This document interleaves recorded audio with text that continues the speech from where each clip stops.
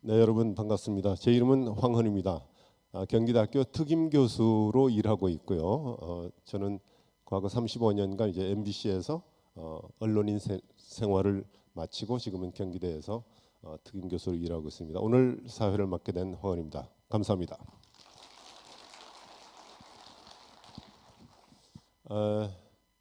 우리의 인생에게 주어진 큰 어른 앞에서 인생이라는 그 글자를 표현하는 게 제가 외람됩니다만은 우리 인생에게 주어진 새털처럼 많은 날들이, 그리고 그 많은 날들은 하루에 24시간으로 구성되어 있습니다. 그래서 그냥 흘려보내는 수많은 시간들이 바로 우리의 삶의 지난 여정이었다고 해도 틀리지 않을 겁니다. 그런데 그 수많은 시간 가운데 유독 2023년 5월 9일 오후 2시부터 3시 20분까지 이 1시간 20분이 오신 여러분 각자에게 참으로 영감을 주고 참으로 감동을 주고, 그리고 나의 삶을 반추하면서 앞으로의 남은 삶을 보다 살찌고 그리고 보다 의미 있게 살 수 있는 그러한 소중한 시간이 된다면, 오늘 여러분과 제가 만나는 1시간 20분은 아마 다른 어떠한 1시간 20분보다도 값지고 소중한 것이 될 것입니다. 여러분 모두 그러한 시간으로 만들어 가시기를 기대하면서 이제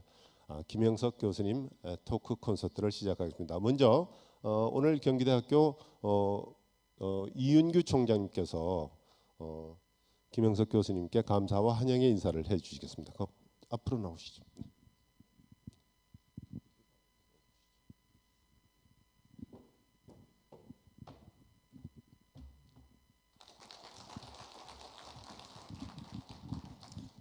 반갑습니다. 경기 가족 여러분. 하여튼 뭐 계절에 이제 여왕이란 5월이 들어섰고 또 학생들 축제 기간을 맞이해서 우리 잘 아시다시피 이제 황헌 교수님은 MBC 100분 토론 진행자로 일을 하셨었고요. MBC 논설위원실 실장도 역임하셨고 여러 가지 이제 그 방송 활동을 많이 하셨고 저희 대학에 이제 제가 작년 가을에 특임 교수로 모셔서 우리 대학의 이제 홍보라든가 또 언론, 대매체 이런 쪽에 좀 도움을 주십사 하고 모셨고요. 또 오늘 이제 그 김형석 교수님을 제가 봄에 서대문 구청에 가서 우연히 이렇게 뵙게 됐는데, 그때도 여전히 건강하시고 100세 넘은 나이에도 30분 이상 서서 이렇게 말씀을 해주시는 걸 보고 깊은 감명을 받았고, 물론 뭐 살아 계시고 건강하게 계신 자체가 저희들이 본받아야 될 게 많다고 생각이 들고, 올해 100 아시다시피 3세시고 또 이북에서 오셔서 철학 교수로 평생을 이제 보내셨고 연세대학에 지금 명예교수로 계시고, 그래서 우리 이 대학 사회에 기감이 될 수 있는 뭐 너무나 그 영광스럽게 생활할 수 있는 그런 교수님이세요. 그래서 저희들이 오늘 모시고 이야기를 듣는 시간이 매우 소중하고 또 경기대학의 역사에 남는 일이 될 것이라고 확신을 합니다. 또 이런 자리를 마련해 주신 우리 황헌 교수님, 또 흔쾌하게 저희 경기대학에 와주신 김형석 교수님께 다시 한번 감사의 말씀드리고요. 어쨌든 이런 자리를 자주 마련하겠습니다 하고 열심히 지켜봐 주시고 끝까지 참여하셔서 좋은 마음을 담아 가시기를 바라겠습니다. 감사합니다.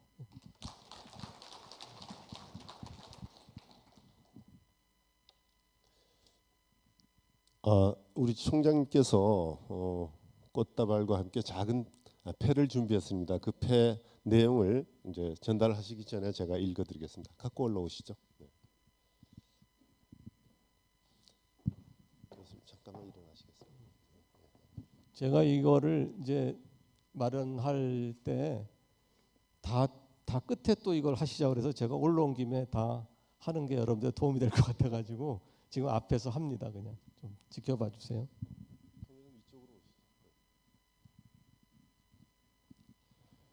네, 감사의 마음을 담아 연세대학교 명예교수 김형석, 우리 시대의 큰 어른 김형석 교수님, 2023년 따뜻한 봄날 경기대학교 교정을 찾아주시고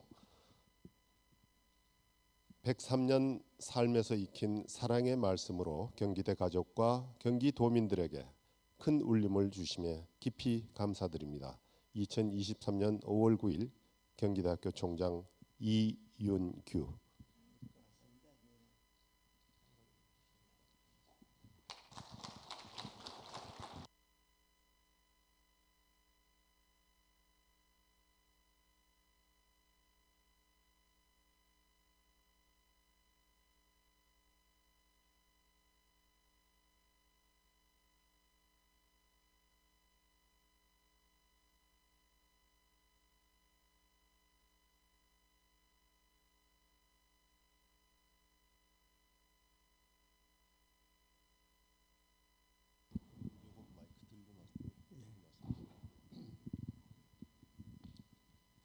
네, 그러면 이제부터 본격적으로 존경하는 김영석 교수님과의 토크 콘서트 120분 동안 진행 예정입니다.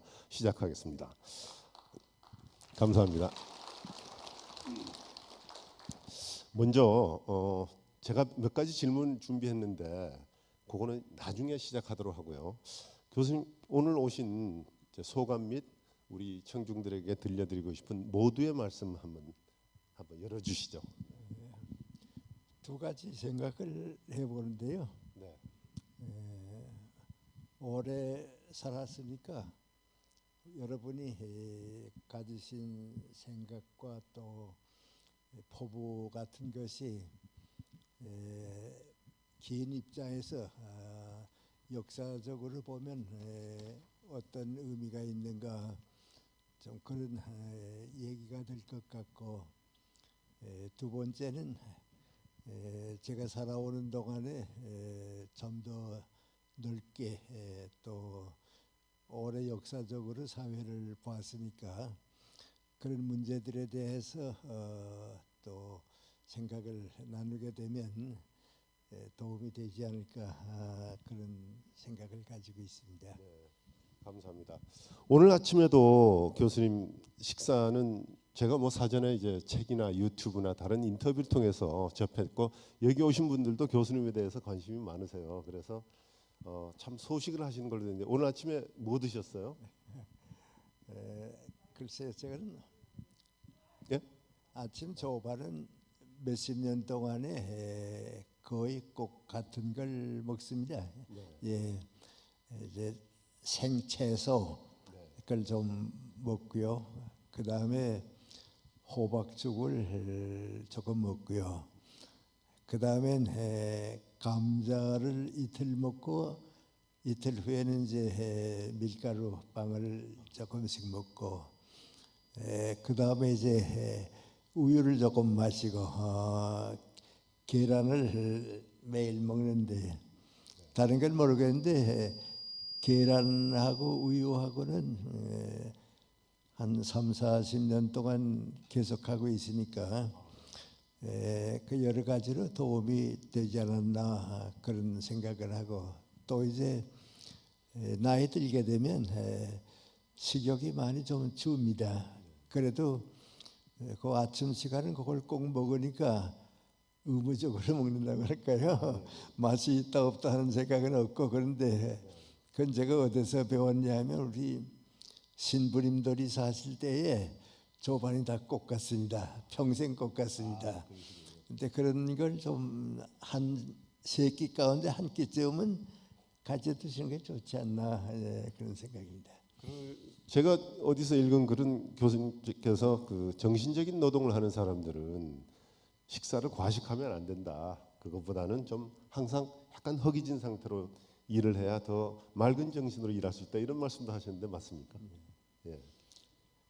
그런데 뭐 여러분들이 많은 생각하는데요. 나이 들게 되면 소식하는 사람들, 적게 먹는 사람들이 이제 오래 산다 그런데 그건 이제 90쯤 될 때까지는 그런 것 같고요. 90이 이제 넘게 되면 많이 먹고 싶어도 위 기능이 약하니까 많이 먹질 못합니다. 그래 90 넘은 다음부터는 잘 먹는 사람이 오래 살지.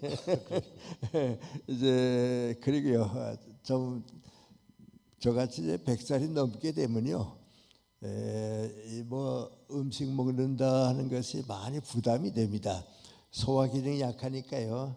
많이 부담이 되니까 이제 무슨 식사 대접을 받게 되면 그 많은 것 가운데서 조금 골라 먹어야 하니까 자연히 이제 영양가 있는 것만 좀 골라 먹게 되고, 그래서 90 넘으면 다 자기 그 습관이 생기대요. 그 습관은 좀 잘 가지면 앞으로 여러분 다 100세까지 사실 테니까 괜찮고요. 과식은 절대 좋지 않고 일부러 소식할 필요는 없고 자연스럽게 식사하는 게 좋습니다. 식사와 관련된 이 건강의 팁, 과식은 절대 피하라. 그러나 일부러 소식할 필요는 없다. 이게 키워드인 것 같습니다. 여러분 다 잘 새겨 주시기 바라고요. 자, 오늘 콘서트의 제목 뒤에 보면 이제 나옵니다만은 103년의 삶 무엇으로 살았는가입니다. 1920년 4월 23일 생이십니다. 그러니까 지난달 4월 23일로 만 103세가 되셨습니다. 김영석 교수님이. 우리 모두 궁금하죠. 이분에게는 열정도 계셨고 사랑도 계셨고 또 사회를 아름답게 만들려고 하는 그러한 의지도 계셨는데, 자, 그 중에 저희가 제가 언론인 출신이라서 이렇게 질문을 합니다. 교수님 103년의 삶 무엇으로 살았을까요? 무엇이 교수님의 삶을 이렇게 아름답게 지탱해 줬을까요? 네? 교수님의 삶 무엇으로 살았을까요? 무엇으로 살았느냐고. 무엇이 가장 큰 힘이 됐는지. 좀 개인적인 말씀을 아무래도 드리게 되는데요. 제가 태어날 때는 정말 건강이 좋지 않았습니다. 어느 정도 좋지 않았냐 하면 나도 내가 어려서 가졌던 그 병이 뭔지 몰랐는데요. 한 3, 4개월 전에 신문을 보니까요, 10살 전후 되는 어린애가 아무 이유 없이 의식을 잃고 쓰러지고 탑니다. 그럼 이제 부모님이 이제 안고서 깨나기를 기다리다 깨나면 좀 그 어려운 하루를 보내고 또 시간이 지나고 그런데 한 3번까지는 깨나곤 했는데요. 4번째는 그만 그 의식이 회복되지 못하고 그냥 그 쓰러졌어요. 그 의사가 이제 보더니 숨은 쉬지만은 심장은 뛰지만은 뇌사 상태라고 이제는 희망이 없으니까 단념해야겠다고. 그래서 그 어린애의 그 장기들을 병원에 맡겨서 이제 같은 어린애들에게 나누어 주었다. 그 기사를 보았어요. 그래서 내가 10살 전후됐을 때 바로 그런 병을 가지고 태어나지 않았나. 그런데 지금 이제 2번쯤은 기억에 남는데요. 나도 모르게 이렇게 쓰러지게 되면 우리 어머님이 어디서 뛰어와서는 품 안에 안고선요 이제 깨나기를 기다립니다. 그다음 내가 이제 눈을 뜨게 되면 우리 어머님이 나를 이렇게 내려다보시면서 많이 아프냐 그래요. 그래서 아픈 건 없다고, 아프진 않다고. 그런 경험을 한 2번쯤 했습니다. 그러니까 이제 제가 14살에 초등학교를 졸업하고 중학에 가게 됐는데 그때는 우리 어머님도 또 우리 가족들도 내가 중학교 가고 어른 될 때까지 살지는 못한다. 그렇게 자랐습니다. 그러니까 지금 내가 기억하는 건 초등학교 졸업하고 중학교는 가고 싶고 다들 어른이 되도록 사는데 나도 좀 오래 살았으면 좋겠다. 이렇게 이제 가득 찼죠. 그래서 이제 기도드리는 마음으로 인생을 시작했습니다. 그 기도가 뭐냐 하면 하나님께서 나한테 건강을 주시면 중학교도 가고 어른이 되도록 살게 해주시면 제가 건강한 동안은 나 위해서 일하지 않고 하나님의 일을 해드리겠습니다. 건강케 해주세요. 이제 그 생각으로 초등학교를 졸업했는데요. 그 다음부터 이제 중학교도 가고 그래서 지금 이제 지금도 건강은 유지하고 있습니다.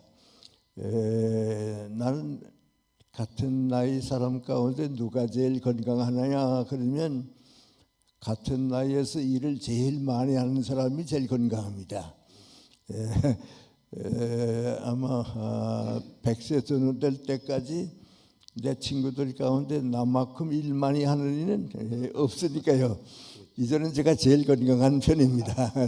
근데 지금도 건강이 허락하는 동안은 일해야겠다. 그 의지, 그 희망, 14살 났을 때 그 마음, 그것 때문에 오래 삽니다. 건강도 하고요.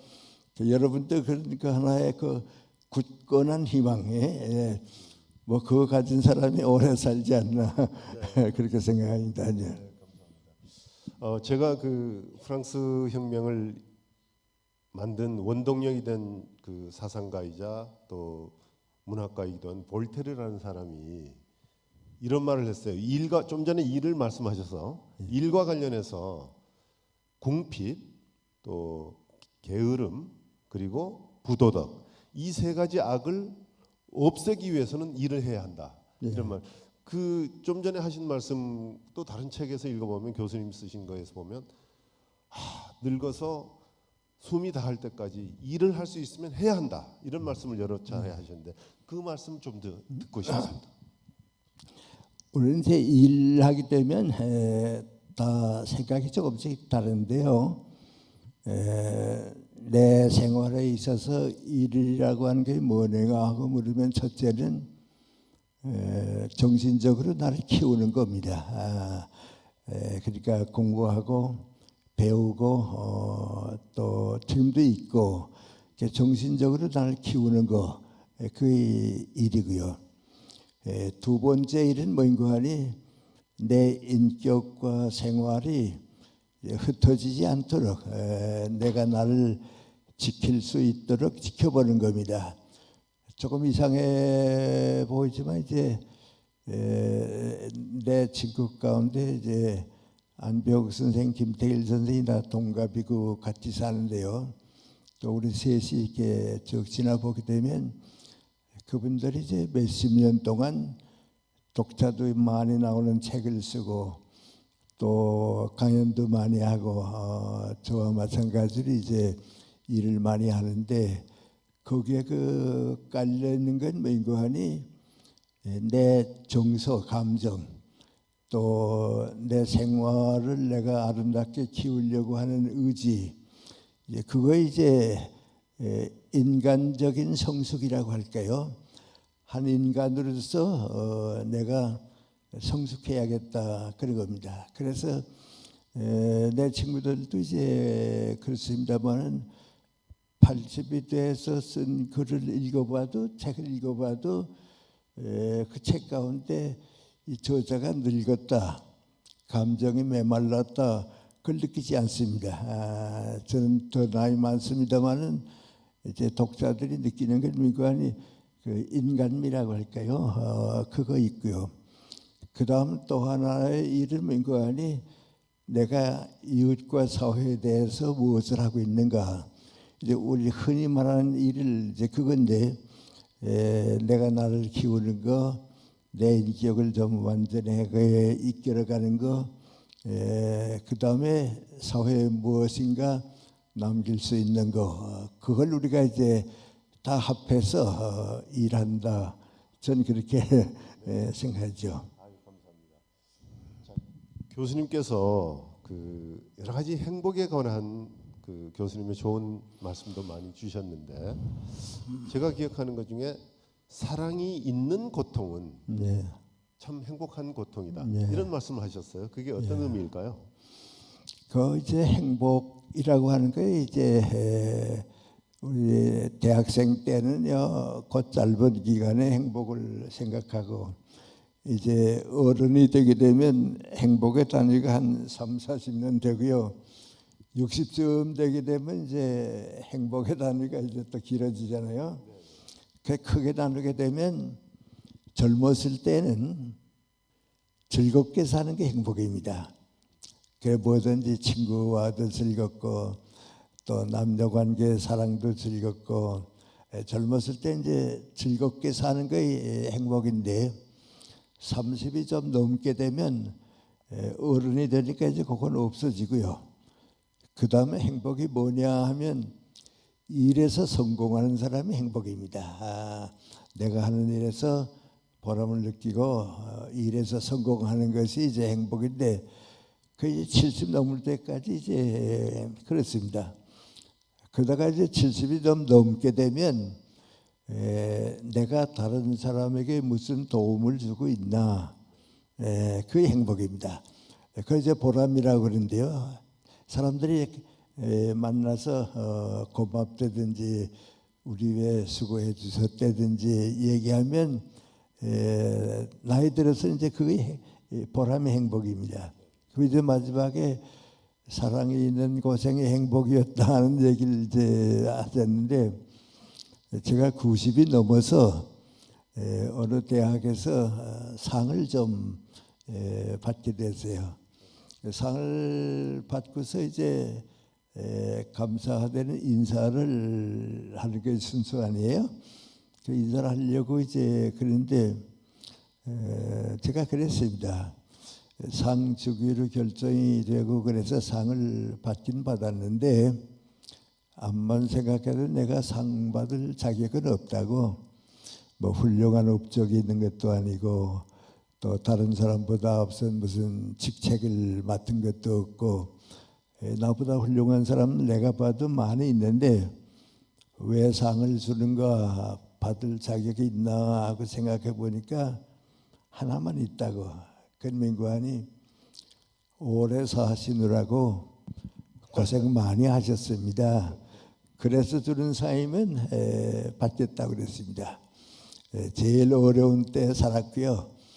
또 나이 많이 들도록 이제 그랬으니까 오래 사시느라고 고생 많이 했습니다. 그러면 지금도 상 받을 자격이 지금은 있어요. 더 큰 상을 받아야죠. 네. 큰 박수로 우리 이제 그런데 제가 그게 우리 교수님들도 이제 많이 계시고 그래서 내 해답이 뭔가 하니, 그런데 그 고생들이 사랑이 있는 고생이었기 때문에 제가 여러분보다 행복합니다.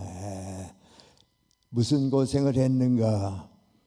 어렸을 때는 내 건강을 지키려고 고생하고 또 성년이 돼서는 가정을 이끌어가고 가족 이끌으라고 고생하고 또 좀 더 나이 들어서는 이제 교수 생활하니까 학생들과 더불어 이제 어려움도 겪고 6.25 전쟁에는 내 제자들이 많이 나가서 고생하는 것도 보고 또 그 다음에 우리 대한민국이 지금까지 고생하는 민족 아니에요? 거기 이제 동참해서 오니까 아마 제일 오래 사니까 제일 고생 많이 했는데 나 위한 고생은 아니었다고. 다 교수 때는 학생들 위한 고생이고 그러니까 거기 사랑이 있었다고. 그래서 사랑이 있는 고생은 행복입니다. 그래 어떤 사람들은 고해와 같은 인생이라고 그러는데 그렇게 볼 수 있습니다. 젊은 사람들 이렇게 많이 느끼죠. 왜냐하면 오늘 아침도 뉴스 들으니까 우리 젊은 사람들이 가정 가지고 애들 키우느라고 고생하고 그럴 필요가 없으니까 이제는 결혼 안 한다 말이죠. 가정 가질 필요가 없다. 그런데 그렇게 살면 내가 행복한 것 같아도요. 사랑이 없으니까요. 열매가 없어요. 그 자녀들 낳아서 키우고 가정을 가지고 살고 그 고생 때문에 행복했는데 그나 안 하겠다 하면 아주 뭐라 할까 빈 그릇을 가지고 사는 거지 인생의 의미가 없습니다. 그래서 사랑에 있는 고생을 많이 한 사람이 가장 행복하고 또 그 사람이 사회에 대해서 고맙습니다 하는 인사도 받고 내 인생을 내가 참 잘 살았다. 그 내 인생의 결론인 것 같아요. 여러분도 나 위해서 고생하고 싶지 않다 하면 인생이 없어집니다. 다른 사람을 위해서 내가 고생하겠다 하면 인생이 풍부해집니다. 그래서 그런 뜻을 묶어서 한 얘기가 사랑에 있는 고생을 많이 하는 사람이 존경을 받고 역사를 이끌어가고 다른 사람이 행복하는 행복을 내가 받으니까 내가 사랑의 행복을 주었기 때문에 그걸 내가 받으니까 가장 행복하다. 그런 뜻에서 받아들이면 아마 좋을 것 같습니다. 네, 정말 가슴에 와닿는 표현입니다. 저도 이 표현을 그 교수님의 책을 통해서 접하면서 제가 제 두 아들을 키울 때 생각이 나요. 그때는 애가 뭐 기저귀 갈고 뭐 물론 저보다 집사람이 많이 했겠지만 그러한 부모의 고통은 사랑이 있으니까 그게 행복이잖아요. 근데 요거는 이제 축소지향적으로 저희 가족을 얘기하는 거지만 교수님께서는 이타적인 삶, 우리 사회를 위해서 남을 위해서 이렇게 좀 고생스럽지만 그게 사랑이 있으면 그만큼 행복한 게 없다. 이 말씀입니다. 다시 한번 박수로 한번 이 가치를 공감해 주시면 감사하겠습니다. 네. 자, 그리고 교수님 교수님 지금도 배우시죠? 만 103세 이 인생에서도 배우신다고 하는데 인간의 육신은 뭐 20대 초반이면 이제 성장을 멈추고 그때부터는 서서히 이제 노화되지 않습니까? 그런데 교수님께서 그 이제는 작고하신 친구분이신 김태길 선생님하고 안병욱 선생님과 나누었던 대화 중에 인생은 가장 돌이켜 보니까 60에서 75세가 계란 노른자 같았더라 이런 말씀하셨어요. 예. 그게 무슨 의미일까요?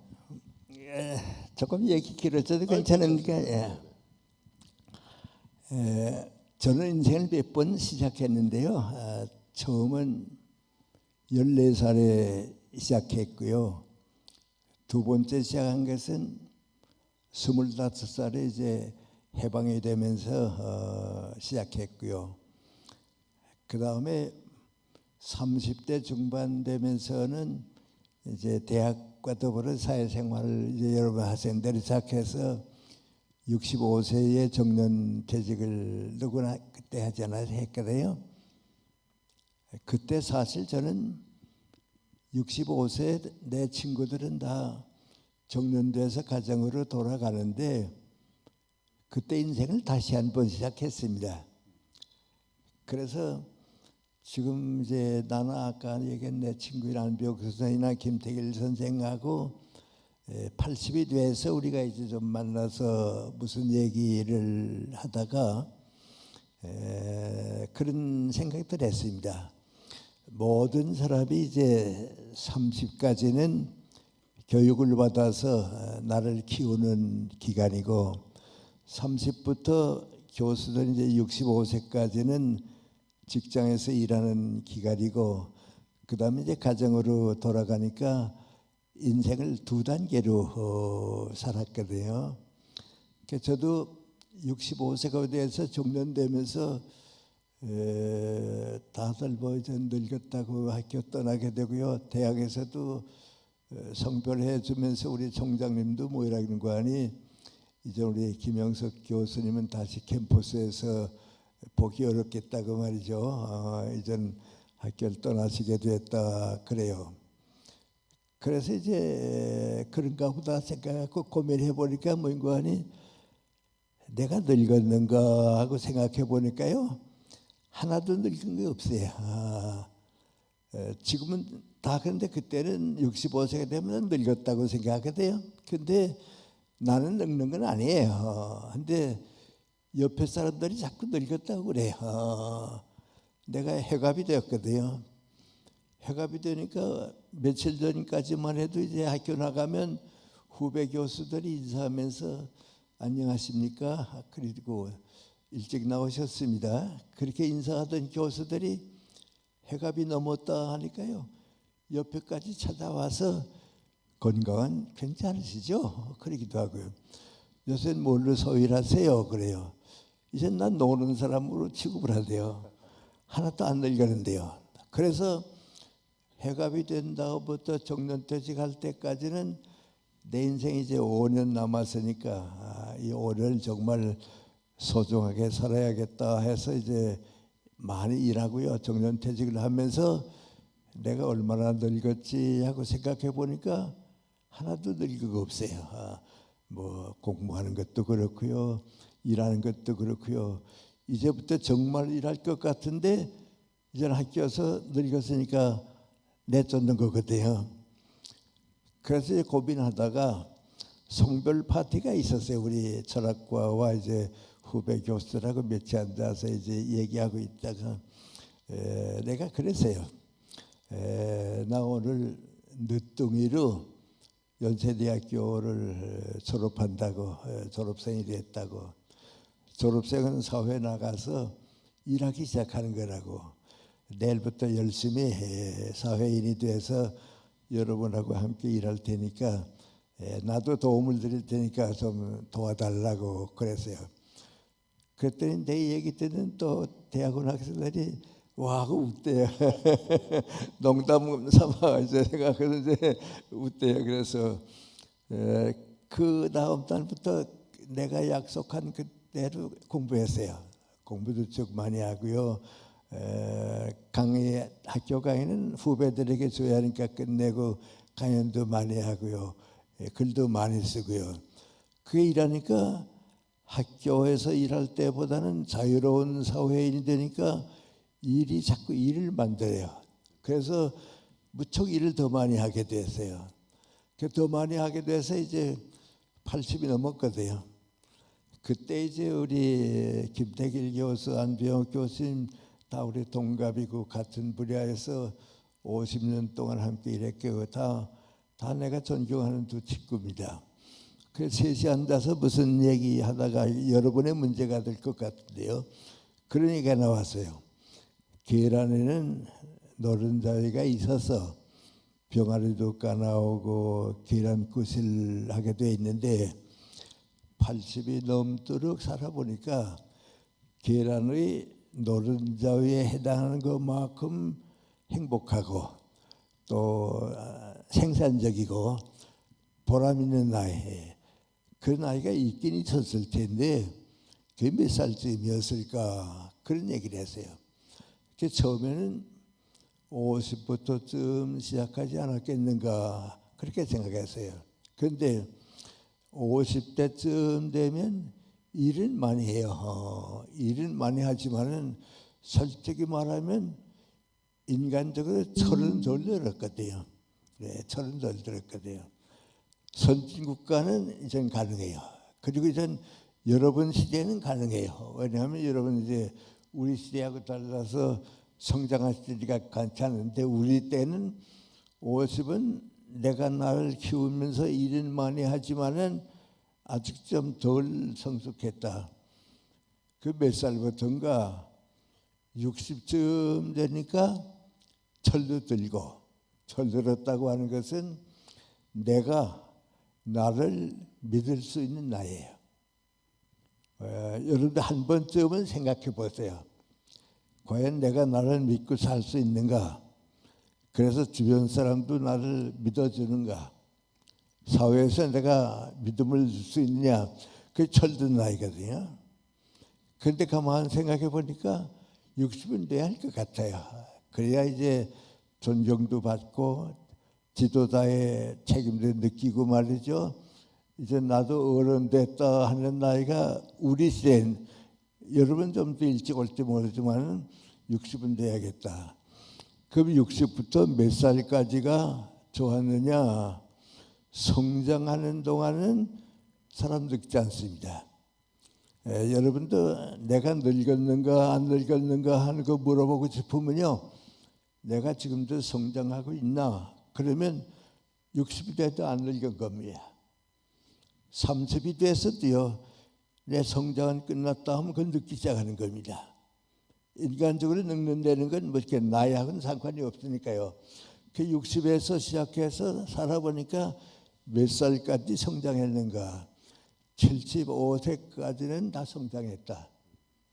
책도 썼고요. 여러 관점으로 성장했습니다. 우리 김태길 선생이 이제 마지막 쓴 책이 한국인의 가치관인데 76세에 나왔어요. 나도 이제 우리 철학계통 책을 4권은 꼭 쓰고 싶었는데요. 하나는 대학에 있을 때 쓰고요. 3권 쓰건 다 70대에 썼어요. 그러니까 75세까지는 성장하더라. 그러면 75세 이상도 성장했는가? 그건 그 사람 개인이 문제지. 그 75세까지는 누구나 성장했다.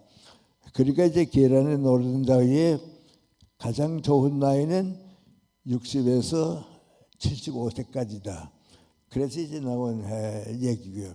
그것도 여러분에게도 이제 해당하는 얘기입니다. 조금 더 계속할까요? 예. 그래서 이제 80을 맞이했는데요.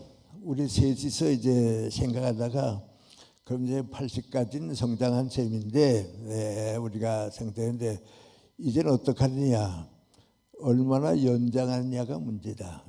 내려와 버리고 말면 끝나니까 말이죠. 얼마나 연장하느냐.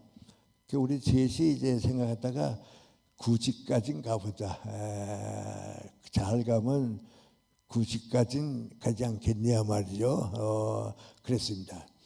그리고 제가 해보니까 이제 80이 되니까 미안합니다만은 늙었다 하는 생각보다도 이제 어른이 됐다는 생각은 있어요.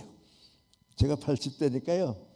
늙었다는 생각은 안 드는데 이젠 어른이 됐다. 그 생각은 들어요.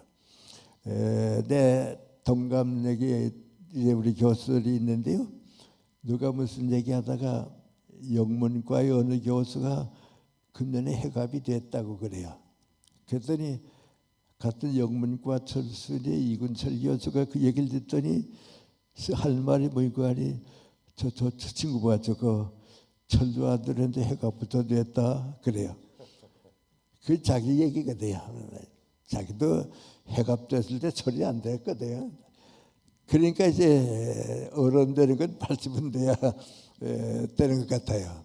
그리고 한 번은 내 선배인 정석회 교수님을 모시고 차를 타고 어디서 멀리 가게 됐어요.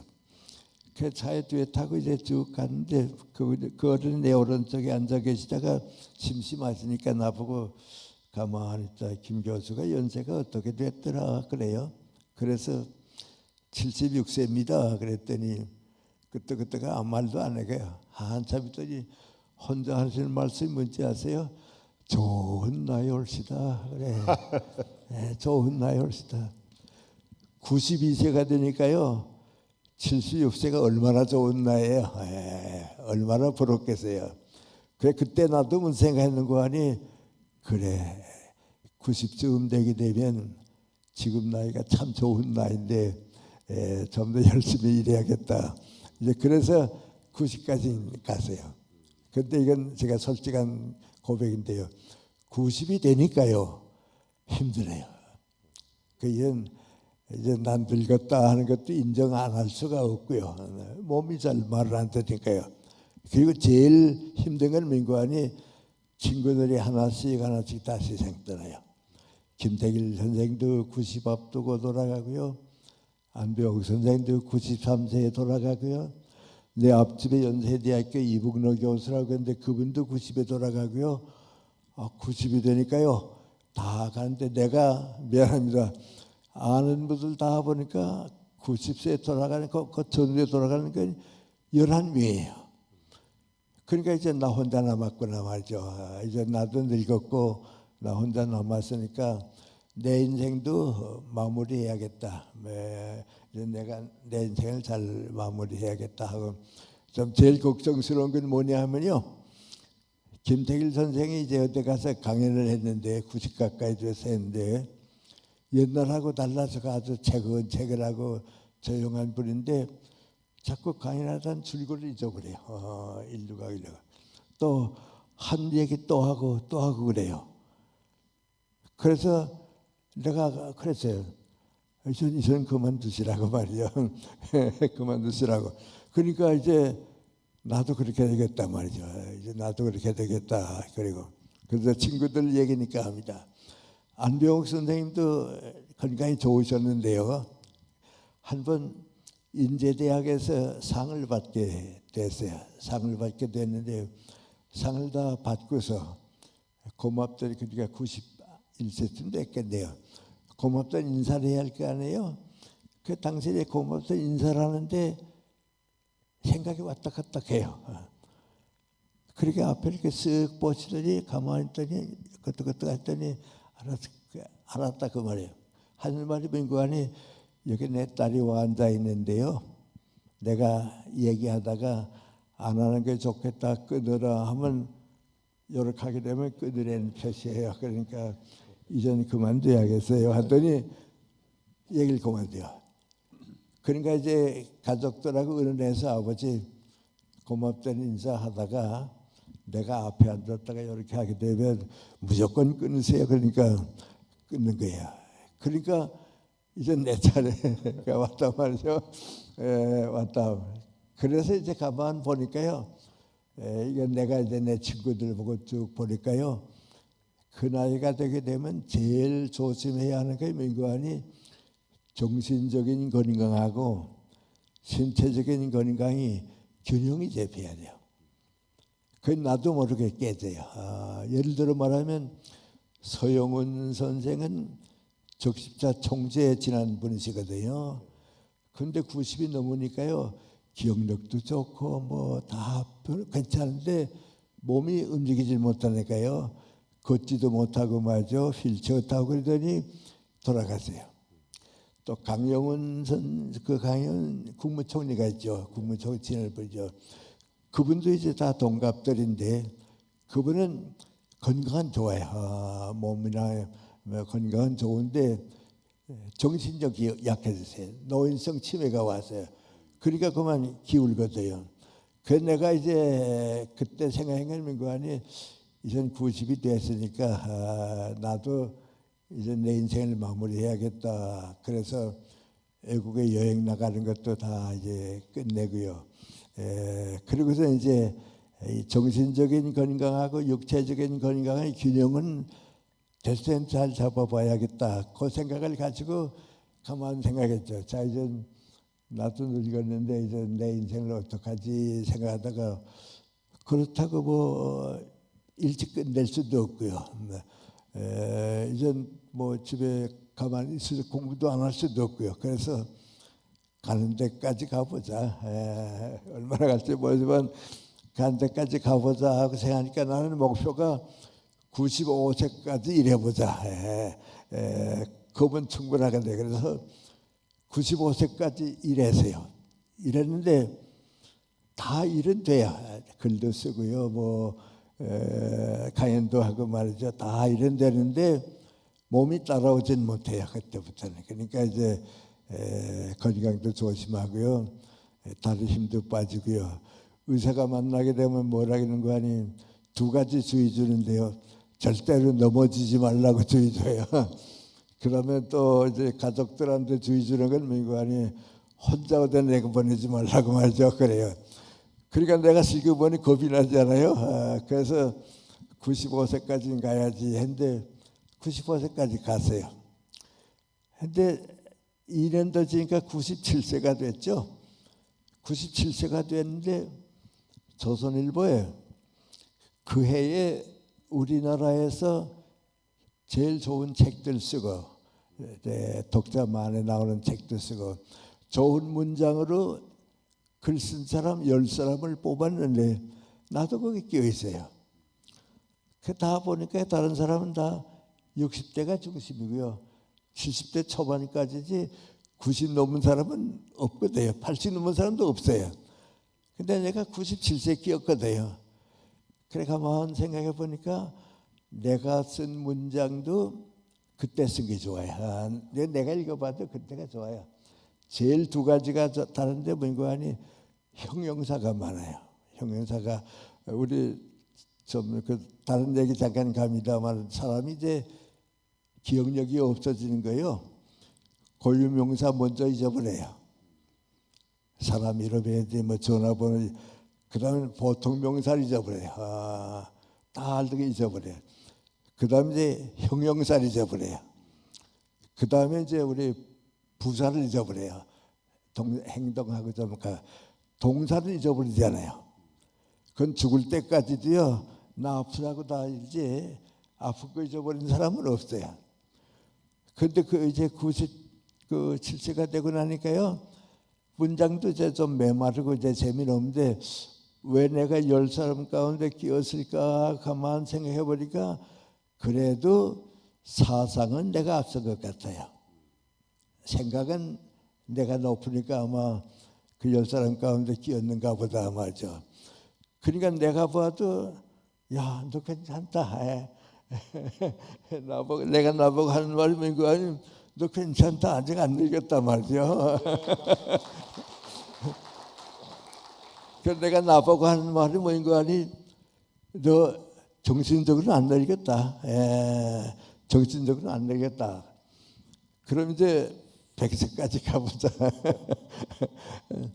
100세 이제 앞을 보고 있는데 99세가 됐을 때예요. 99세가 됐는데 조선일보하고 동아일보하고서 칼럼을 좀 써달라고 부탁이 왔어요. 내가 하는 일이 없으면 모르겠는데 나는 아들이 일하고 있는데 그것까지 또 하려고 하니까 힘들고요. 자신도 없고 고민하다가 내가 걱정했죠. 내가 이제 써서 신문사에서 만족하겠냐고 그랬더니 지금 쓰신 글 그대로만 써달라고 그래요. 그래서 또 썼어요.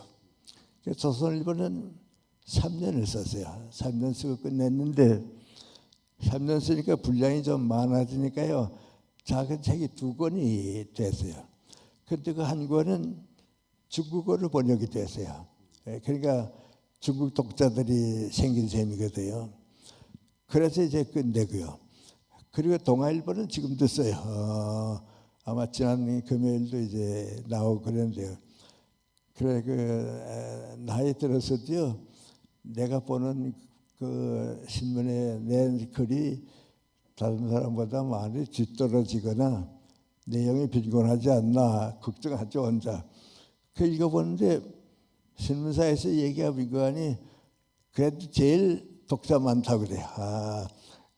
그날 신문에서 제일 독자 많다고. 그 동아일보는 지금도 계속하고요. 조선일보 끝나고 1년쯤 되니까 또 중앙일보에서 또 우리 좀 써달라고 말이죠. 그래요. 그래서 내가 좀 걱정했더니 민구안이 마음 놓고 쓰시라고 말이죠. 마음 놓고 쓰시라고. 그래서 이제 한 일도 또 됐어요. 아마 이번 금요일에 또 이제 나오고 그럴 거예요. 근데 그 내용들이 민구안이 100세 살아보는 동안에 느낀 거, 젊은 사람들은 모르는 거, 그걸 원하니까 또 쓸 것도 있고. 그래서 지금 이제 내가 나의 생각을 쭉 해보게 되면 사람은 정신적으로 잘 키우게 되면 점체를 늙는 건 아니다. 몸은 못 따라오지만은 정신력은 점체를 늙는 게 아니다. 그럼 내가 나한테 대해서 부끄럽지 않게 고맙게 생각하는 건 뭔가 아니 그만큼 정신력을 내가 키워왔다는 거, 키울 수 있었다는 거. 그건 내 노력에서 된 거지. 그래서 이제 여러분한테 지금 하는 얘기가 이제 제 결론이 그건데요. 이전은요, 내가 있을 때는 인생을 다 2단계로 살았습니다. 30까지는 교육을 받고 60까지는 직장에서 일하고 가정으로 돌아가는데요. 내가 살아보니까 인생은 3단계입니다. 30까지는 내가 날 교육을 키우고요. 60까지는 내가 직장에서 일하고요. 60이 넘으면 사회인으로 다시 태어나서 다시 돼야 돼요. 그러면 90까지 가요. 그 세 단계 가운데 어디가 제일 좋았는가 하고 보게 되면 사과나무는 가을에 가서 열매를 맺어야 하잖아요. 열매를 사회에 줘야 하잖아요. 그 내가 2단계가 아니고 3단계로 살아보니까 언제가 제일 소중했는가? 정년퇴직 한 다음에 15년 동안 최고예요. 그거 없으면 내 인생이 없어요. 그러니까 그때 다른 사람과 마찬가지로 정년퇴직에서 끝났으면 내 인생에 제일 소중하게 없어질 뻔했어요. 그래서 그래요. 하고 90에 대해서 다시 한번 난 인생을 시작했는데요. 그건 누구 보고 해보라고 나는 그건 말을 못하겠고요.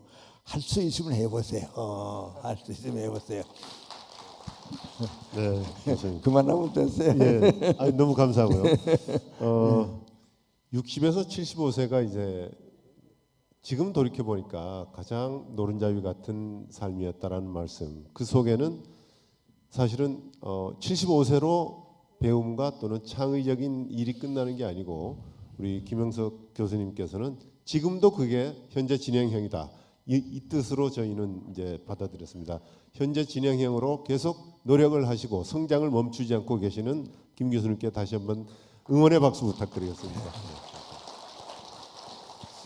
자, 제가 이제 모두의 일부 시간이 약 10분 전에 끝났는데 지금부터 우리 청중석에 계시는 여기는 이제 경기대학교 학부생, 대학원생 그리고 경기대학교 동문도 계시고 또 서울 경향 각지에서 오신 김영석 교수님의 말씀을 듣고자 오신 팬들도 계시는데 그냥 누구든지 김 교수님 이렇게 가까이서 뵌 기회에 질문하실 거 있으면 손 들고 말씀해 주시면 제가 질문을 전하고 답을 듣도록 이렇게 하겠습니다. 혹시 질문하실 거 계시면 손 들고. 예. 가만히 우리 학생들 위해서 내가 한 가지만 먼저 얘기해도 되겠니? 예.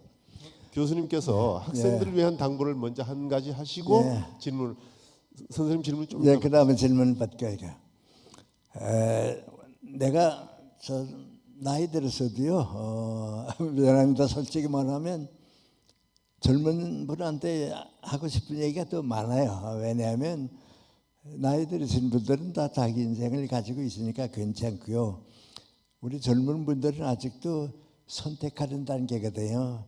또 멀리 길을 찾는 단계거든요. 그러니까 우리 대학생들한테 좀 얘기하고요. 지금도 어떤 때는 또 지난번에 이제 강원도 외국어 고등학교 학생들한테 얘기를 했어요. 그 애들하고 얘기해서 나이 차이만 해도 뭐 너무 많은데 얘기가 통할까 걱정하고서 얘기했더니요. 1시간 동안 그 얘기했는데 좋아해요 애들이 말이죠. 그 한 여학생이 이제 나 따라오더니 하는 말이 뭔가 하니 선생님도 고등학교 다닐 때 연애해 보셨어요? 그래 나 그 얘기 듣고 나니까요. 야, 내가 얘들하고 같이 그런 질문을 받았다는 거 이 말이죠. 그 아직도 그 어린 마음이 내게도 있구나 하는 생각을 좀 해봤는데요. 우리 좀 이제 여러분 그 우리 학생들 때문에 하는 얘기인데, 아마 이렇게 얘기하면 좋을 것 같아요. 몇 해 전에 충남에 강연을 갔어요. 강연을 다 이제 끝내니까 사회자가 지금 하신 대로 뭐 질문하실 거 있으면 질문하라고 그랬는데 좀 뒷자리에 앉았을 때 나이 많은 분이 먼저 이제 손 들고 일어서더니 저는 질문 때문에 일어선 건 아니고요. 교수님을 뵙게 되면 꼭 좀 고맙다는 인사할 일이 있었는데 하고 싶었는데 기회가 없어서 인사드리고 싶어 그런다고. 그게 무슨 얘기를 하시려는가 그랬더니 그분 얘기가 그 얘기예요. 저희가 고등학교를 졸업하고 지금 직장에 왔는데 와 보니까 대학 나온 분들이 다 이제 그 중견 직원이 되고 이제 그 안에서 가서 이제 일을 하게 되는데 자기는 고등학교만 나왔기 때문에 더 승진할 수도 없을 것 같고 한계가 있는 것 같고 또 이제 여러 가지 조건으로 대학에 다시 갈 수도 없고 고민했다는 게요. 어떡할까 하고 고민하고 있는데 한 번 내가 방송에서 방송하는 걸 들었단 말이에요. 근데 그때 내 방송의 명관이 교육이라고 하는 것은 젊었을 때로 끝나는 게 아니고 일생에 거친 거라고. 일하는 사람은 일하면서 공부해야 되고 일생에 거친 건데 그걸 어떻게 생각했으면 좋을까? 아마 이렇게 생각해 보라고.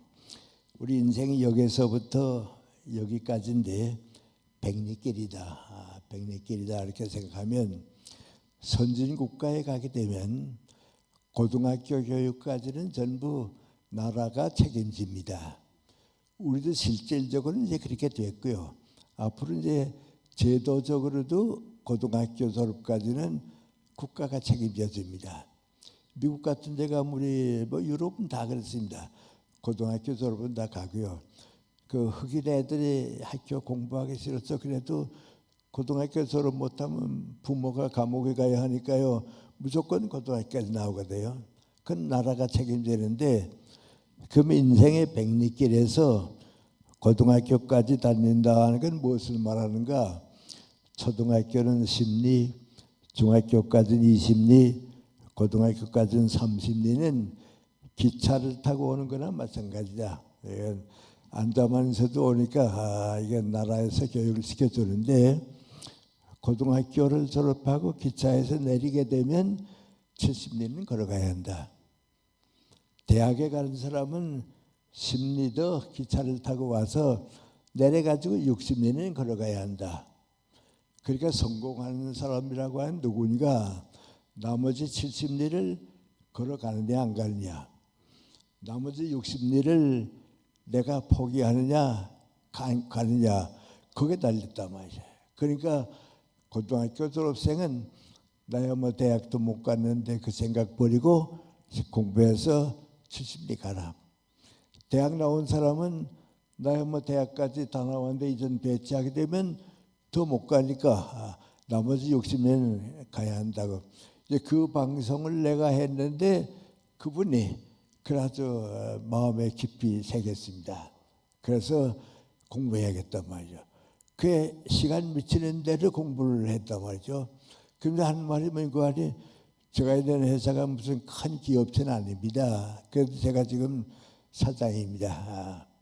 대학 나온 사람들이 다 날 도와주고 있습니다. 그런데 그때 교수님 방송을 내가 들었다고 하는 것이 내 인생을 바꾸었기 때문에 오늘 꼭 좀 인사드리고 싶어서 여러분도 듣는데 인사드리자고. 교수님 정말 고맙습니다. 제 인생도 선생님 뜻으로 키워주셨습니다. 그런 인사입니다. 저는 우리 교육이 무엇인가 하는 것은요, 일생에 걸친 교육이지 대학 교육을 끝났다 그건 아닙니다. 저는 좀 죄송한 얘기입니다만 옛날 일제시대에 중학교를 나와가지고 초등학교 교사를 했습니다. 초등학교 교사로 있으면서 가만 생각해 보니까요, 귀한 학생들을 가르치는 건 좋은데 내가 중고등학교에서 나를 가르치던 선생님들하고 초등학교 선생님 나하고 비교해 보니까요, 인격도 떨어지는 것 같고요, 지식도 떨어지는 것 같고요, 내 인생이 한 단계 낮은 것 같아요. 그래서 우리 어머님한테 걱정했더니 어머님이 내가 가난하다고 해서 동생들하고 굶어 죽기 하겠냐, 고학회사라도 가봐라, 고생해도 가봐라. 그래서 대학에 갔습니다. 대학을 끝내고 해봐야 되니까요, 중고등학교 교사가 됐습니다. 중앙중고등학교 서울에 와서 이제 7년을 거기에 있었는데요. 다 좋아요. 우리 학생들하고 살고, 교육은 중고등학교가 대학보다 더 좋아요. 더 학생들 사랑도 받고요. 그러니까 다 좋은데 대학 교수들하고 나하고는 조금 차이가 있는 것 같고요. 인격이라든지 무슨 여러 가지 그런 것 같아요. 그래서 많이 좀 고민하고 있는데 연세대학교에서 오라고 말이죠. 그래서 교수가 됐습니다. 그 교수가 돼서 올라가 보니까요, 이건 미안합니다. 이제 제가 느끼는 건데요. 인격은 내가 다른 교수님들보다 떨어졌다 그런 생각은 안 했어요. 그 안 한 이유가 뭐인가 하니 젊었을 때 도선 안창호 선생님을 존경했고 고당 조만식 선생님 사랑함 밑에서 자랐고요. 중앙학교 있을 때 교수는 인천 김성수 선생님이 날 사랑해주고 그 밑에서 내가 7년 사는 동안에 인격이 내가 올라갔던 거예요. 그리고 교회 다니니까 좋은 목사님들 많이 대하고 그것 때문에 대학 교수가 쓱 돼서 보니까 내가 인격은 떨어진 게 없다 말이에요. 이전 학문만 잘하면 교수다운 교수가 되겠다 말이죠. 그래서 이제 교수다운 교수가 되고 해서 정년퇴직하고 아까 얘기한 대로 사회에 나왔습니다. 그것이 능력이 돼서 지금 이제 오늘까지 나를 키워가고 있거든요. 나는 우리 젊은 학생들에게 꼭 하고 싶은 얘기가 바로 뭐인가 하니 교육은 나를 위해서 평생 계속하는 겁니다.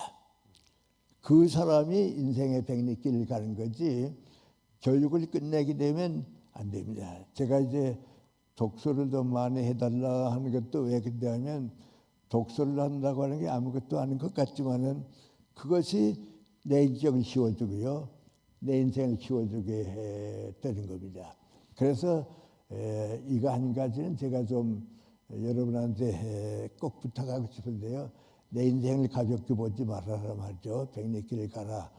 좀 그런 말씀 좀 드리는 게 좋을 것 같아서 제가 정말 감사합니다. 경기대 학생들은 박수 한번 쳐주십시오. 네. 인생은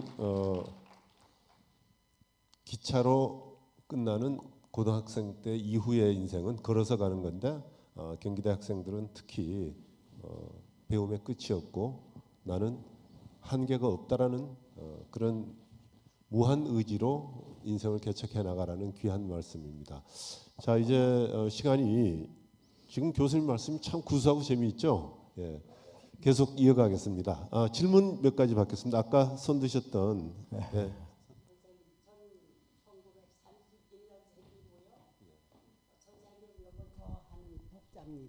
그런데 지금도 저는 선생님이 얼마 전에 쓰신 행복한 나날을 잊고 있습니다. 그런데 몇 년 전이가 제가 교수님을 TV에서 봤는데 사모님이 돌아가신 지 한 10년 되셨는데 지금 바빠서 사랑을 못 하신다고 지금 일이 끝나면 사랑을 할 테니까 나한테 사랑하고 싶은 사람을 신청하라고 그런 말 제가 TV에서 들었거든요. 그래서 교수님 그 후에 사랑을 프로포즈 받으셨는지 물어보고 싶습니다. 네, 알겠습니다. 우리 사모님께서 교수님께 질문을 하셨어요. 1931년생이신데 사모님이 이제 사별하신 지가 꽤 오래됐지 않습니까? 이제 그로부터 몇 년 지난 다음에 텔레비전 프로그램에서 교수님께서 사랑을 하실 수도 있다라는 그러한 이제 뉘앙스로 말씀을 하셨는데 그 뒤로 프로포즈를 받은 게 있느냐 이런 말씀입니다. 여성으로부터. 우리가 이제 일생을 살아보면요, 남녀 관계라고 할까요? 우리 가정도 가지고 이성 관계가 그런데 젊었을 때는 이제 우리 이성 관계가 연애하는 감정이에요. 우리 학생들은 다 이제 누구나 이제 사춘기가 지나면 연애하는 감정으로 살게 돼요. 그 다음에 이제 결혼을 하고 가정을 가지게 되면 연애하는 그 감정보다는 사랑의 감정, 애정이죠. 애정을 가지고 이제 쭉 살아요. 그러다가 이제 좀 더 나이 들어서 나같이 이제 선수들이 생기게 되고 그러면 부부 관계가 애정 관계가 인간의 관계로 변해요. 인간의 관계로 변하게 되면 부부라고 하는 생각보다는 친구가 돼. 친구 같은 생각 가지고요. 그래서 이제 연애하는 감정이 연정에서 애정으로 갔다가 인간애로 가는 거죠. 내가 내 아내가 좀 오래 병중에 있어서 20여 년 동안 병중에 있어서 좀 이제 고생했는데 다들 사람들이 뭐라 하는 거 아니 얼마나 고생 많이 했느냐고 자꾸 그래요. 근데 내가 하는 말이 뭔고 아니 막상 당하면 괜찮다고. 옆집에 고통받는 사람도 도와주고 다른 환자들도 도와주는데 그때는 인간애라고 말이죠. 인간애로 가니까 괜찮다 이제 그래요. 그런데 제가 이제 80대 중반에 내 아내가 세상을 떠났거든요.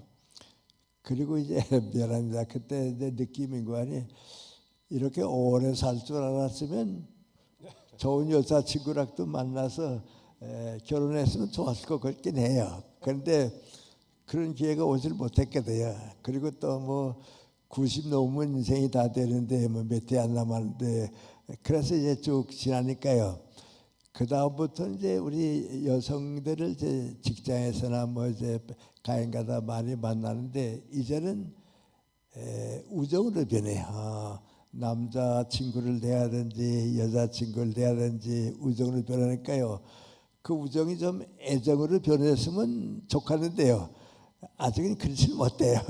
그래서 내가 97세쯤 됐을 때인가요?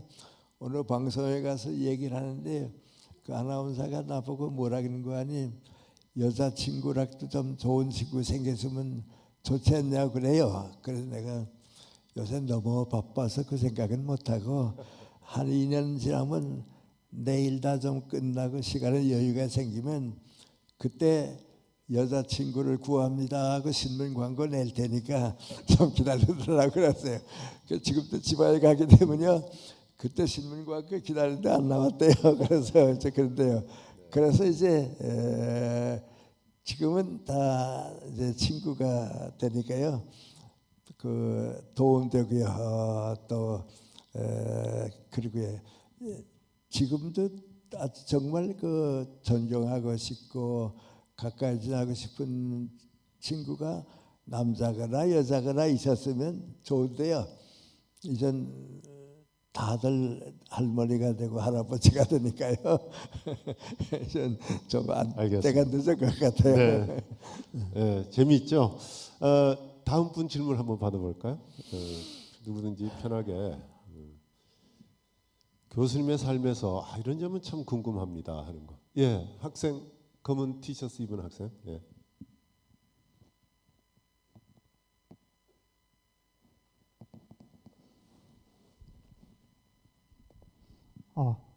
네, 교수님, 저는 경기대학교 학생이고 지금 21세기를 살면서 현재 가장 많은 변화를 겪고 있다고 생각하는데 교수님은 100년간 많은 변화를 겪으시면서 현재 변화를 겪을 때 가장 필요한 태도가 무엇인지 저희 학생들한테 어떤 말씀을 해주시면 좋은지 궁금합니다.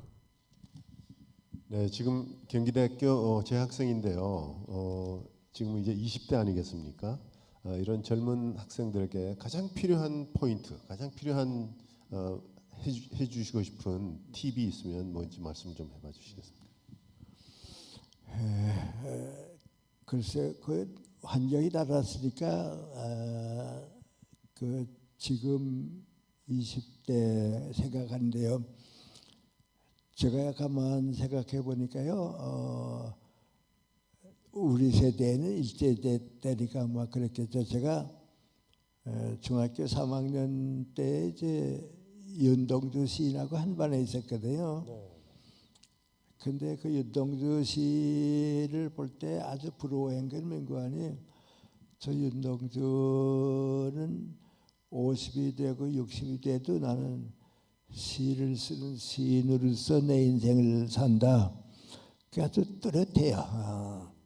그래서 나는 그때 윤동주를 보면서 병아리 시인이라고 생각했어요. 지금은 병아리지만은 크게 되면 사회를 울리는 큰 닭이 될 것이다. 그런데 일찍 세상은 떠났지만은 그렇게 됐거든요. 그리고 또 한 사람은 이제 2년 선배인데 황수른 작가예요. 근데 그 황영은 그때도요. 나는 60이 되고 70이 돼도 소설 쓴다고, 소설가라고 말이죠. 그 아주 자기 인생의 방향이 아주 또렷해요. 그리고 조금 2년 후배 가운데 홍창희 박사라고 있었어요. 그 친구는 중학생 때도요. 나는 이 다음에 소아과 의사가 된다고 그래요. 의사가 되고 싶은 사람은 많이 있는데 왜 소아과 의사가 된다고 그랬나 하고 생각해 보니까요. 그 당시에 가난한 어린애들이 커보지 못하고 다 죽는 애들이 많았거든요. 그러니까 그걸 바라보고서요. 난 이 다음에 소아과 의사가 돼서 저 애들 도와준다. 그 생각이 있는가 봐요. 그래서 서울대학 그 의과대학을 졸업하고 지금도 살아 있어요. 그런데 그분은 우리나라 소아과 계통에서는 아주 정말 선배고 그래요. 아산병원의 병원장도 하고요. 서울대학 병원의 병원장도 하고 그랬는데요. 그 친구들을 보면서 내가 생각해 본 거 아니 그럼 나는 어떡하지? 나는 어떡하지? 뭐 뚜렷한 게 없었거든요. 다시 말하면 너희 다음에 60이 되고 70이 되게 되면 어떤 인생을 어떻게 살래? 하고 물으면 글쎄 그랬지 몰랐거든요. 그러다가 이제 2년 후에 이제 중학교 4학년 때쯤 돼가지고 철학 공부를 해가지고 철학 계통의 교육계에 나가보자. 그때 이제 시작하니까 지금까지 이제 잘하고 있거든요. 그래서 지금 우리 대학생들은 다 그런 방향이 있겠지만은 또 아직 정하지 못한 일들도 있고 그런데요. 그런데 한번 나 자신에게 조용히 물어보세요. 이 다음에 내가 60, 70쯤 되게 되면 어떤 직업을 가지고 어떤 인생을 살게 될까 자화상을 한번 그려보면 그래도 모든 사람이 자기가 할 거 하나님이세요. 암만 내가 부족한 것 같아도요. 그 한 가지는 다른 사람보다 내가 앞선 거였어요. 그걸 찾아서 내 인생을 찾으면 곁길로 가질 않으니까 한 길을 쭉 가게 되니까 인생을 좀 더 보람 있게 값 있게 살 수 있지 않을까 그렇게 생각합니다. 네, 아주 참으로 소중한 말씀인 것 같습니다. 또 질문 하나 받겠습니다. 아까 다른 분도 손 들었었는데. 네. 이제나 받은가 보죠. 네. 네네. 그 자리에서 그냥 육성으로 말씀하시죠.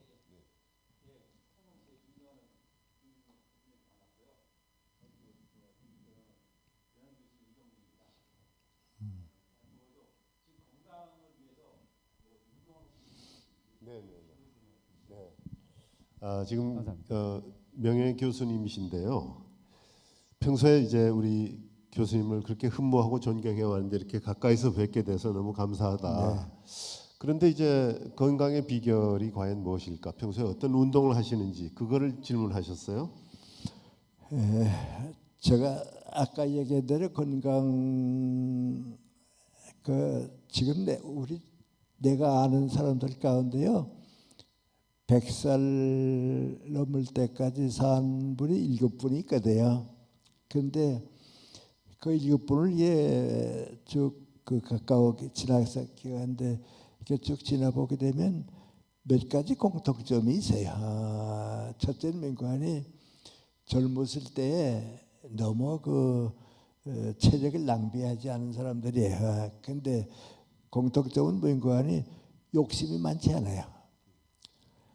늙어서 욕심 부리는 사람이 불행하고 오래 못 살아요. 그러니까 욕심이 없고요. 그 다음에 두 번째는 민관이 다른 사람이 욕하지 않아요. 그러니까 감정적으로 인간관계가 안정됐다고 하는 거죠.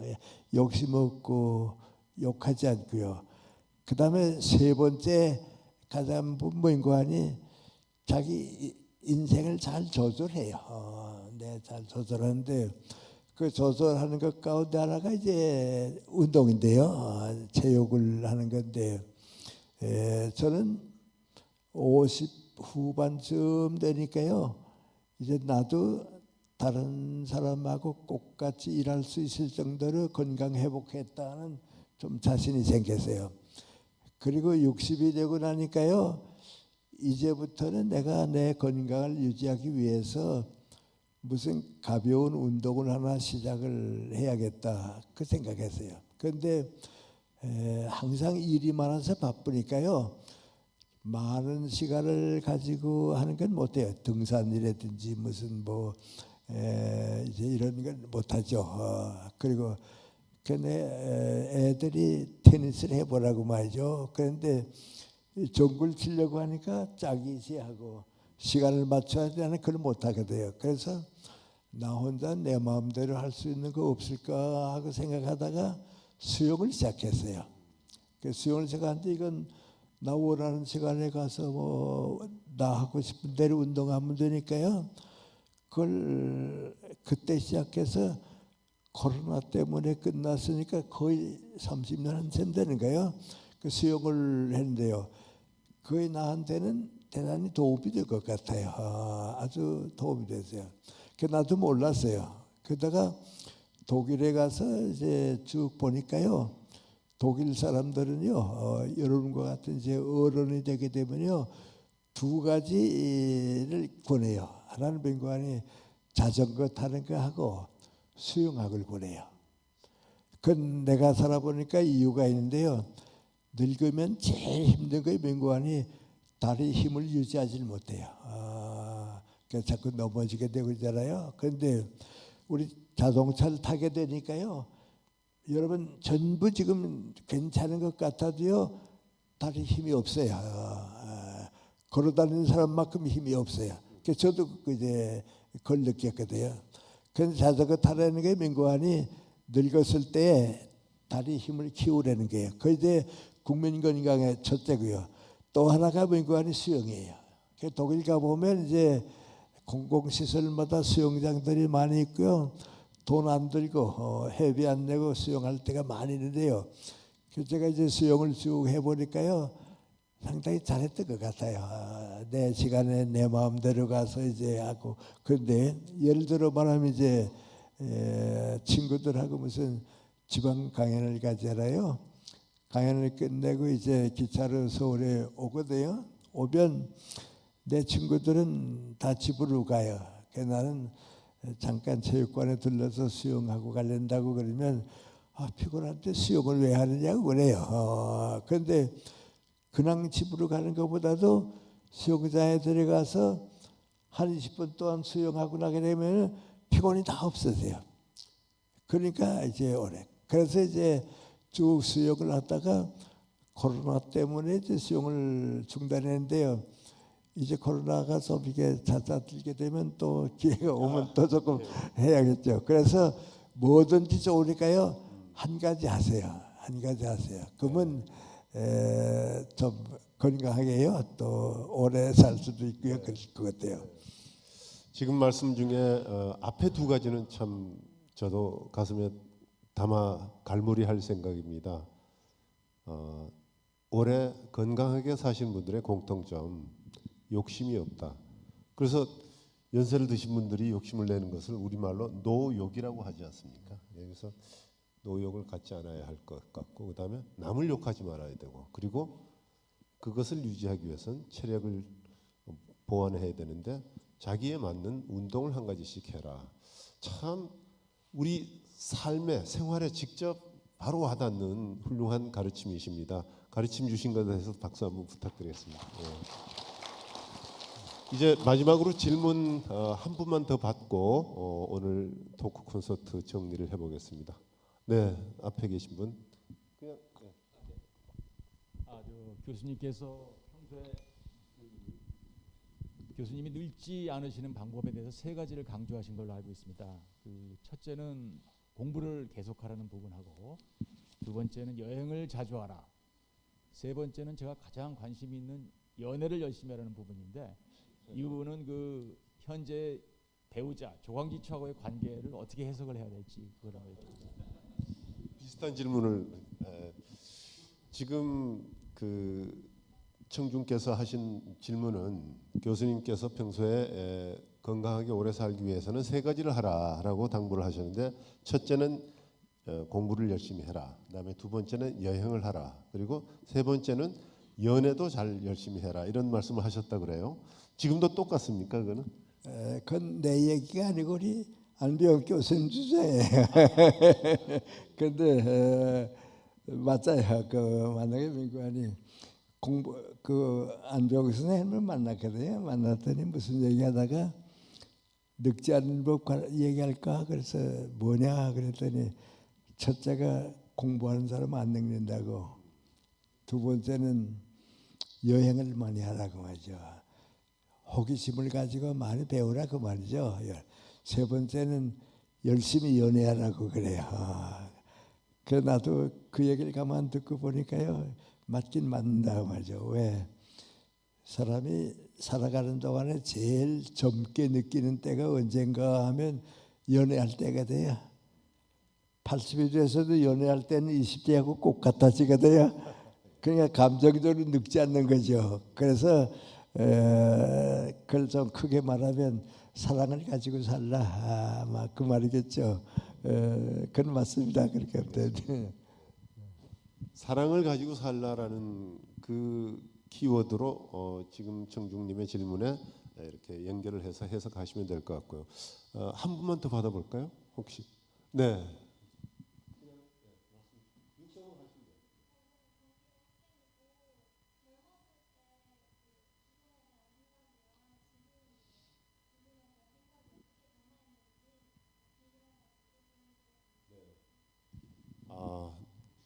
대철학자에게 드리는 또 아주 적절한 질문인데요.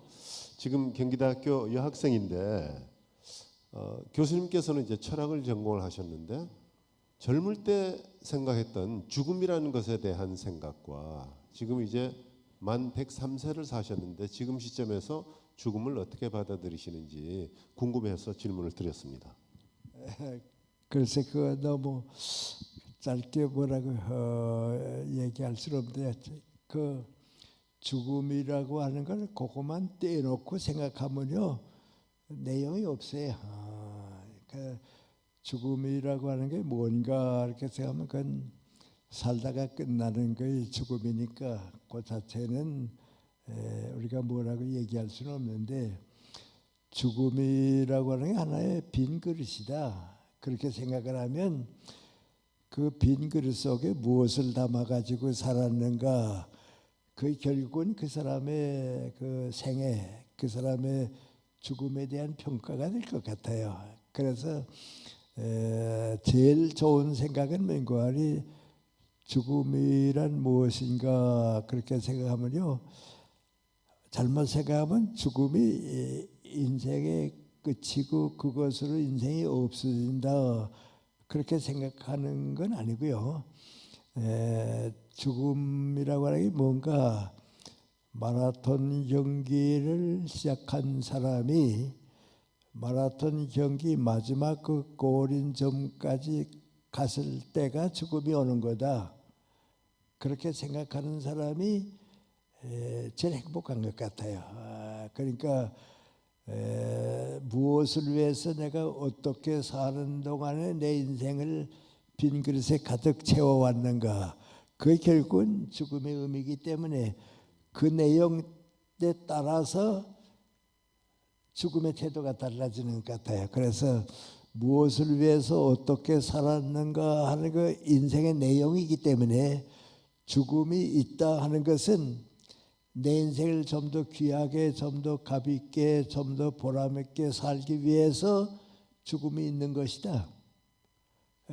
그렇게 돼야 할 것 같아요. 그래서 제일 이제 우리에게 교훈을 남겨주는 건 민구안이 사람이 죽음이 목적이었다 하게 산 사람이 간혹 있어요.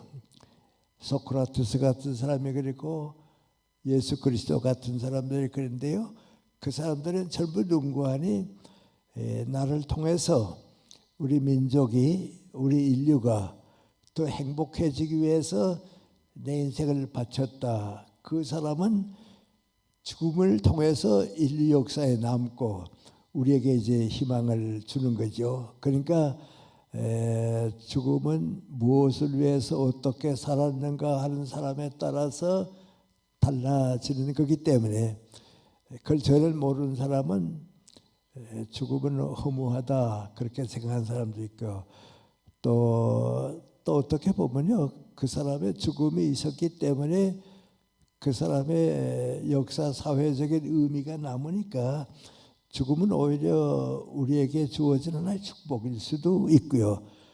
200년이고 300년이고 살아보세요. 그거 못 살아요. 그렇게 큰 저주가 없거든요. 그러니까 죽음은 인생의 행복과 완성의 길이다. 저는 그렇게 생각하고 있어요. 네. 박수 한번 부탁드리겠습니다. 이 죽음은 곧 절망이다 이런 생각을 할 수도 있는데 교수님이 오랜 삶을 사시고 난 다음에 인생은 빈 그릇이다. 그 그릇에 무엇을 담고 살았는지가 중요하다. 그리고 어떻게 보면 그 담긴 그릇에 마라톤의 종착역처럼 그 시점에 봤을 때 죽음은 오히려 행복일 수 있다. 이런 반전이 교수님의 말씀을 통해서 우리가 느낄 수 있는 참 깨우침인 것 같습니다. 자, 교수님 이제 약속한 시간이 저희가 다 됐고요. 10분이 더 지났습니다. 마지막으로 교수님께 제가 이런 질문으로 또 교수님 그 질문에 대한 답변과 또 마지막 그 정리 말씀을 해주신 걸로 오늘 토크 콘서트를 마치겠습니다. 교수님께서는 이제 철학자시고 제가 감히 대철학자 앞에서 임마누엘 칸트라는 독일의 철학자를 이야기하는 게 좀 부끄럽습니다만은 제가 읽은 책을 통해서도 저도 칸트를 통해서 많은 것을 좀 생각을 하게 되는데 밤하늘에 반짝이는 별과 내 마음에 빛나는 도덕률 이 두 가지를 칸트를 이제 강조를 하지 않았습니까? 교수님도 비슷한 표현을 어떤 책에서 하셨더라고요. 인간이 살아가면서 가져야 할 덕목 중에 오늘은 너무 물질 위주고 아무리 재벌이라 해도 돈에만 너무 집착한다면 그 재벌은 사회에서 존재하는 기업의 의미가 없다. 이런 말씀도 교수님께서 간간히 하셨습니다. 지금 우리 동시대인에게 대어른으로서 돈의 가치 그리고 너무 치우쳐져 있는 생각들의 그 편파성 이런 것들이 가져오는 문제점들을 어떻게 극복하는 게 좋을까? 그게 제 질문입니다. 지금 내가 할 얘기가 뭔지 지금 저기 오늘날의 사회가 너무 물질 문명, 물질 위주의 그러한 사회다. 그래서 교수님께서 이러한 그 물질주의가 팽배해 있는 사회에 깨우침을 줄 수 있는 하나의 가르침을 주시면 어떨까 해서 제가 질문드렸습니다. 그 아주 쉽게 말씀드리면요, 사람이 사는데 세 단계인 것 같아요. 제일 낮은 단계는 물질적 가치를 위해서 사는 건데 내가 무엇을 소유함으로써 즐겁게 살까, 무엇을 소유함으로써 만족하게 살까, 그 소유를 위해서 사는 사람들, 물질적 가치만 가지는 사람은 인생의 3분의 1을 사는 것 같아요. 그걸 넘어서 정신적 가치를 찾아 사는 사람, 학문이라든지 예술이라든지 이런 그 사회 정의라든지 정신적 가치를 위해서 사는 사람은 소유가 아니고 더불어 사는 거죠. 나누어 사는 거죠. 로망 롤랭이라고 하는 불란서의 작가가 있었는데 그 사람의 장 크리스토프라고 하는 책이 노벨 문학상을 받았거든요.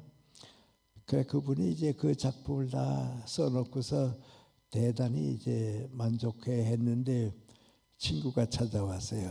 그래서 내가 오랫동안 했던 작품을 완성시켰다고. 그래 마음에 드느냐고. 마음에 든다고. 그게 얼마나 마음에 드냐 그랬더니 이 좋은 작품을 누굴 주나 차라리 내 관 속에 가지고 갈까 보다. 그만큼 그 아끼는 작품을 줬다고. 만약에 그 사람이 그 작품을 누구한테 주지 않고 관에 가지고 갔으면 그 사람이 없어지는 거죠. 그 정신적 가치는 그렇게 귀한 거예요. 또 우리가 이제 이탈리아 여행을 가게 되면 미켈란젤로의 조각과 그림들을 보는데 말이죠. 그거 보기 위해서 세계적으로 찾아오는 관광 수입이 50억 달러나 그렇게 돼요. 어느 경제학자가 그만큼 돈 벌어주겠어요.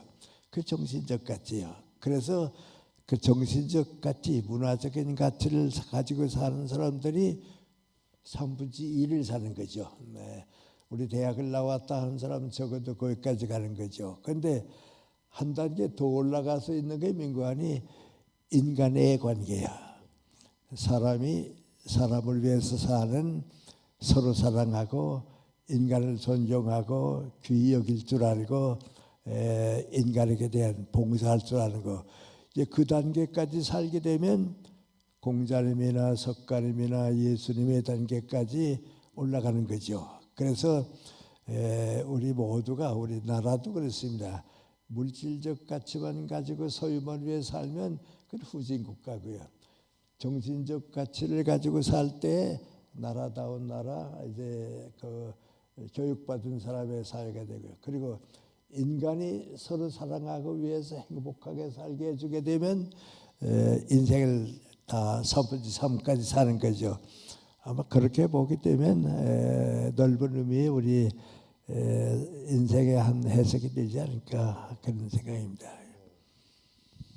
네, 교수님과 함께 한 1시간 30분의 시간 모두에도 말씀드린 대로 우리에게 새털처럼 많이 주어진 또 다른 1시간 30분의 시간 중에 원 오브 댐 하나인데 오늘 참 귀하고 소중하다 이런 느낌을 저는 가졌습니다. 여러분도 공감하십니까? 네, 감사합니다. 네, 그러면 경기대학교 개교 76주년을 맞아서 우리 시대의 큰 어린이신 김형석 교수님을 초청해서 마련한 토크 콘서트는 이것으로 마치겠습니다. 여러분 함께해 주셔서 감사합니다.